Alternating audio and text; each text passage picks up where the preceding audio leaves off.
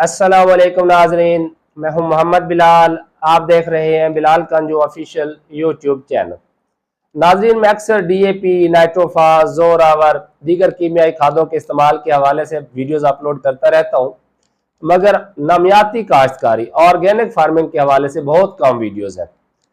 तो मैं आपको बताता चलूं कि नामियाती काश्तकारी की अहमियत से कोई इनकार नहीं कर सकता, क्योंकि जो कीमियाई खादों का बेतहाशा और गलत तरीके से इस्तेमाल है, इससे हमारी ज़मीन को भी नुकसान हो रहा है, पानी भी आलूदा हो रहा है, हवा भी आलूदा हो रही है, हमारे जो पैदावारी अखराजात हैं वो भी बढ़ते जा रहे हैं।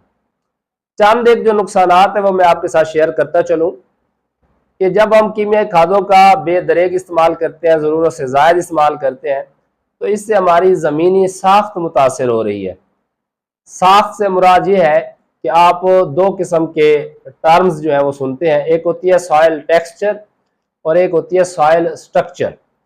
टेक्सचर होती है कि मसलन हमारे पास जो मिट्टी है उसके अंदर रेत कितनी है, भल कितनी है और चिकनी मिट्टी के ज़रात कितने हैं, यानी जिसे हम कहते हैं ना मैरा, भारी मैरा या चिकनी, तो ये दरअसल टेक्सचर है। जबकि जो ज़मीन की साख्त है ये है दरअसल ज़मीन की बनावट, कि इसके अंदर जो मुख्तलिफ कंपोनेंट्स हैं वो किस हिसाब से जुड़े हुए हैं, उनका आपस में मिलने का, उनकी जो बॉन्डिंग है वो कैसी है। तो कीमियाई खादों के मुसलसल इस्तेमाल से हमारी ज़मीन की साख्त मुतासर हो रही है, डैमेज हो रही है। उससे क्या होता है कि ज़मीन के अंदर जो मसामियत है वो कम होती जा रही है, यानी हम कह सकते हैं लैक ऑफ पोरोसिटी, कि ज़मीन के अंदर पानी का इंतज़ाम करने की सलाहियत, ज़्यादा देर तक पानी को होल्ड रखने की सलाहियत वो कम होती जा रही है।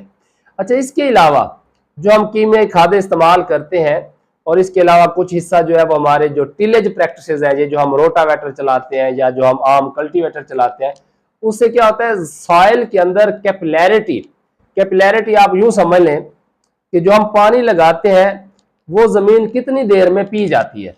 आप देखेंगे जहां पर तल्ला लगा होता है, घास लगी होती है लॉन के अंदर, तो अगर बारिश आ जाए तो आपको घंटे 2 घंटे के बाद वहां पर पानी खड़ा हुआ नहीं मिलेगा, जमीन पी जाती है। जबकि जहां पर हमने हल लगा के रखा होता है, रोटावेटर लगा के रखा होता है, वहां पर पानी खड़ा रहता है, सूखने का नाम नहीं लेता।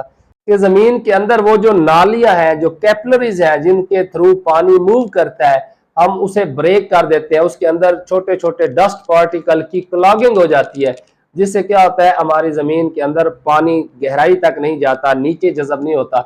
जितना पानी ऊपर होगा उतना जब तपिश मिलती है, उसे सूरज की रोशनी पड़ती है जमीन के ऊपर, जमीन की अपर लेयर जब हीट अप होती है तो वो पानी उतना जल्दी ही ज़ाय हो जाता है, जिससे क्या होता है वो फसल जो 15 दिन निकालती थी वो 10 दिन के बाद पानी मांगना शुरू कर देती है। किसी भी जमीन की जो सबसे अच्छी खसूसियत है वो होती है कि इस जमीन का जो भुरभुरापन है वो कितना है।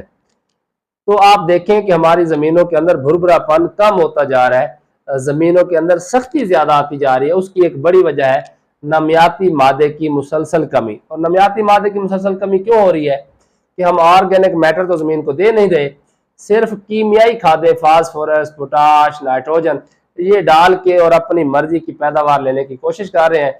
जब नमियाती मादा ज़मीन के अंदर कम होता जाएगा तो जो अभी पहले मैंने बात की कि ज़मीन की साख्त वो मुतासर होती है, जो उसके एग्रीगेट्स होते हैं जिनसे ज़मीन बनी हुई होती है, तो वो मुतासर होते हैं और ज़मीन के अंदर सख्ती आना शुरू हो जाती है। इसके अलावा जो ज़मीन के अंदर बैक्टीरिया है, फंजाई है, केंचुए हैं, दीगर जितने भी अल्लाह ताला की मखलूक है ज़मीन के अंदर पाई जाती है, उनके अमूमन जो है वो दारो मदार ऑर्गेनिक मैटर की डिकम्पोजिशन पर होता है।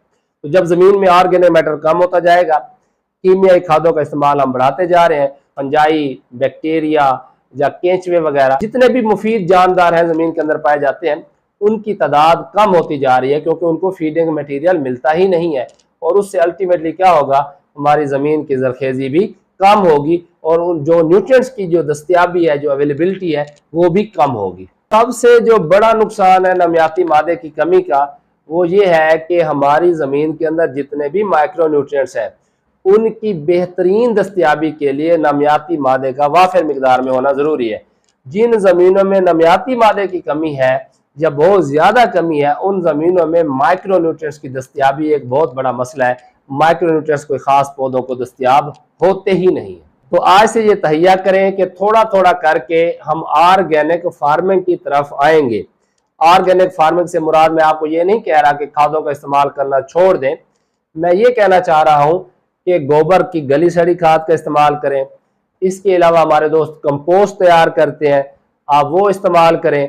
जो फलीदार अजनास होती हैं या जो फसलात की बाकियात होती हैं उनको वक्तन फवक्तन ज़मीन के अंदर इनकारपोरेट करें। तो इससे क्या होगा, ज़मीन के अंदर जो माइक्रोब्स हैं, जैसे मैंने पहले कहा जितने भी जानदार ज़मीन के अंदर पाए जाते हैं उनको खुराक मिलेगी, वो इसे डिकम्पोज करेंगे और ज़मीन के अंदर मौजूद फिक्स शुदा हालत में जो न्यूट्रिएंट्स हैं उनको अवेलेबल शक्ल में लाएंगे, मिनरलाइजेशन करेंगे, जिससे क्या होगा, हमारी खादों का जो कीमियाई खादें हैं उनका जो इस्तेमाल है वो दर्जा ब दर्जा कम होता जाएगा और एक स्टेज ऐसी आएगी कि हम इन खादों से छुटकारा भी हासिल कर सकते हैं।